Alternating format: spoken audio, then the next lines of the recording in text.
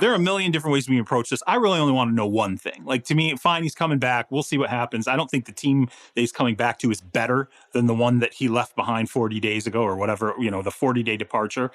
I just want to know what the hell happened. Like, what happened that made him decide I'm retiring and then 40 days later go, oh, maybe not. Maybe actually I'm not going to retire. And to me, that is completely unnatural. I've not heard anything that makes it make any sense. I just want to know what took you to the point where you wanted to retire, and how quickly did you all of a sudden go, wait a minute, I regret that? Was there some kind of emotion about how the season ended, watching the Rams team that you probably felt like you would have beaten if you had taken them to overtime, go and win the Super Bowl, Bruce Arians booting Antonio Brown off the team while you're out on the field?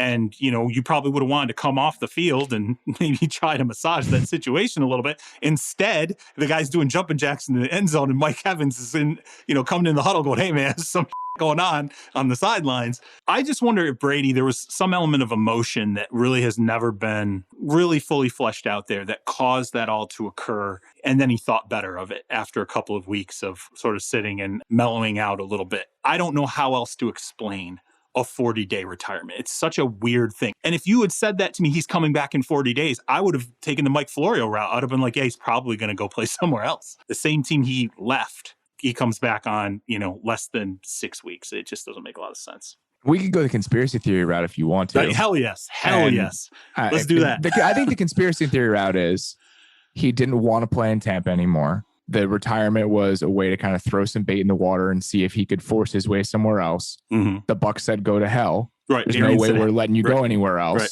Yep. And that's what ultimately did this. That's the conspiratorial route. Mm-hmm. I think a simpler explanation is exactly like you said. It was an emotional thing. The thing that surprised me the most was the timing. Why right after the season? Why wouldn't you take a month? Go spend some time, think about it. Because the 40 days isn't surprising to me with him coming back. Because if he was going to come back to Tampa, I think he needed to come back last week in order to allow them to get their ducks in a row and build a team around him. So that part of the timing tracks to me. But retiring immediately after the season never made any sense to me. Why wouldn't you remove emotion from the equation, be a little bit more clear-headed in how you're thinking about this, actually take some time to consider every aspect of it, and then ultimately make a decision, the first decision, like right around now, so both parties, you and the Bucs, can go their separate ways, can do their business, can understand the circumstances that they're playing with here. So when he walked away, and after the way he played this year, it's like, why? Right. Like, why at that moment? Why after playing so well?